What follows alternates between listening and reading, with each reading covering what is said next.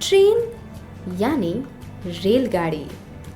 रेलगाड़ी पटरियों पे दौड़ती है और हमें या माल जैसे कि कोयला, अनाज या हमारा भारी भरकम सामान एक शहर से दूसरे शहर ले जाने में मदद करती है, वो भी कम समय में। इसमें एक मुख्य इंजन होता है जो बाकी डब्बों को खींचता है। चलिए अब इसका उच्चारण सीखते हैं। ट्रेन इसका गलत उच्चारण है।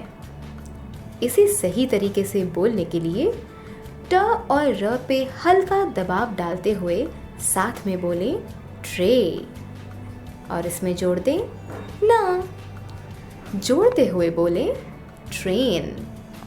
एक और बार बोलिए ट्रेन। फिर से कोशिश कीजिए, बोलिए ट्रेन। Very good.